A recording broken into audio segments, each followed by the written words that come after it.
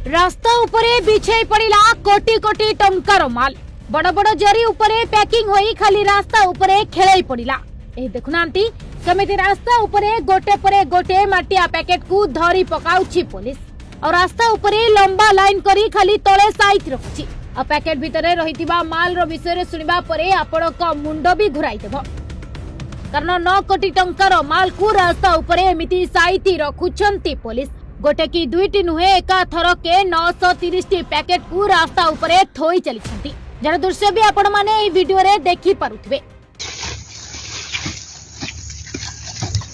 हाँ आज्ञा, गंजेई भर्ती पिकअप भ्यान को चोरई नहीं जाउथुआ बेले माड़ी बसी एबे पुलिस गोड़े गोड़े रास्ता मझिरे एबे धरी पकाइछि।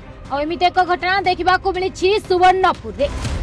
सुवर्णपुर जिला तरभा पुलिस एक पिकअप भ्यान गाड़ी को जबत करितला, जो पिकअप भ्यान भितरे रहिथिला 9 क्विंटाल रो गंजेई, जार आनुमानिक मूल्य 9 कोटी रु अधिक टंका हेबो बोली सूचना देछि एबे पुलिस। तेबे पिकअप भ्यान भितरे सबु को पुराई रानीसड़ा छक निकट रे फेरार मारुथिले माफिया। खबर पाई गोड़े गोड़े धरिछि एबे पुलिस।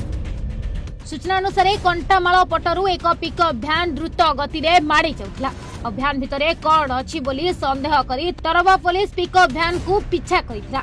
मेंढा फांडी को खबर दिया। मेंढा और तरवा पुलिस मिलित सहयोग रे रानीसड़ा छक निकट रे गाड़ी को एबे जबत कर जायछि। गंजेई भर्ती एही पिकअप भ्यान भितरे मिलिथिला 9 क्विंटाल 30 केजी रो गंजेई। पुलिस घटनास्थल रे मजिस्ट्रेट को उपस्थिति रे समस्त गंजेई पैकेट को एबे ओजन करुथवार देखिबाकू मिलिछि। तबे गंजेई माफिया को सबक सिखाई एबे तरभा पुलिस। पुलिस बाबू को मिली एबे बड़ सफलता।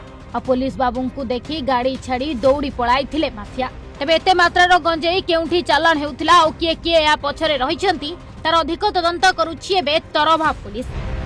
सुवर्णपुर संतोष कुमार मिश्रଙ୍କ रिपोर्ट, ओडिशा भास्कर। झील किंबा पोहनारी बिल करी प्रत्येक क्रय पर सुनिश्चित उपहार सहित बकिट्रे भाग नहीं वाशिंग मेसिन सोफा और एलईडी जितबार सुजोग पांतु। Lowest price best quality Balaji guarantee. Lowest price best quality Balaji guarantee. Balaji electronics and furniture, Patia, Nimapada, Bermuda.